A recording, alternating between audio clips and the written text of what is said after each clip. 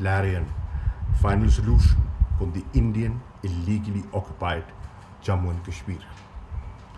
Thus began intensification of the slow-moving tsunami of Indian state terrorism.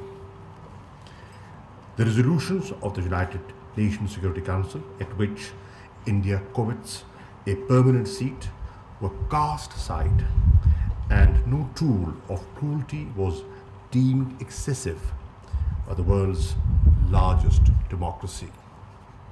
2 years on, the Kashmiris continue to languish in the largest concentration camp on the planet. On top of that, they are being held incommunicado. They do not have access to regular or even emergency medical facilities, a plight not shared even by the worst criminals. Even COVID-19, which has generated unprecedented empathy in human race, has done nothing to bring even an iota of relief to the Kashmiris. But it gets worse. India is trying to eliminate Kashmiris altogether.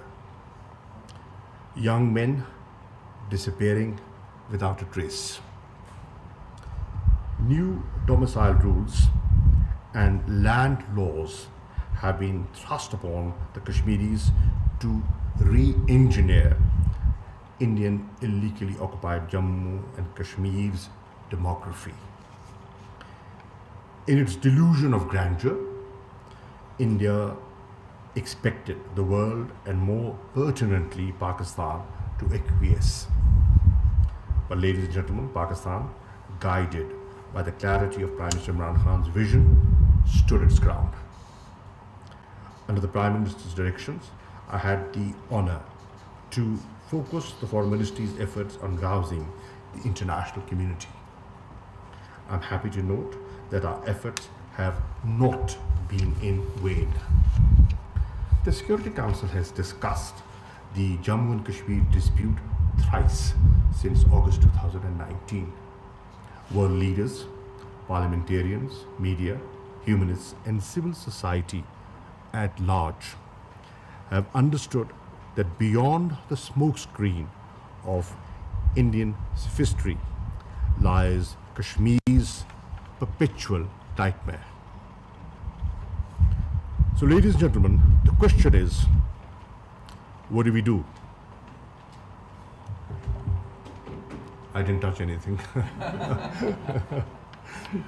The question is, what do we do? The government of Pakistan is absolutely clear that we will continue to lend moral, political, and diplomatic support to Kashmiris. Accordingly, insinuations and allegations questioning our sincerity are simply malicious. As for the international community, it must continue to exhort India to treat Kashmiris like human beings. India should rescind its unilateral actions and all related instruments of oppressions and state terrorism.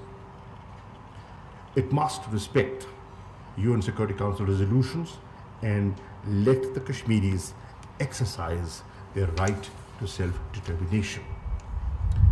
This, ladies and gentlemen, will pull out the dagger which rankles in the heart of bilateral and regional peace and bodes ill for international peace and security. It will unlock the potential of South Asia. Pakistan wants to shift focus from geopolitics to geoeconomics. We want peace with India, but not at the expense of the Kashmiris. We hope the Indian leadership will prefer statesmanship over populism. We hope we can, together, weaken the extremist narrative through a genuine Pacific settlement of a festering dispute. Rest assured, Imran Khan's government will not be found wanting. I thank you.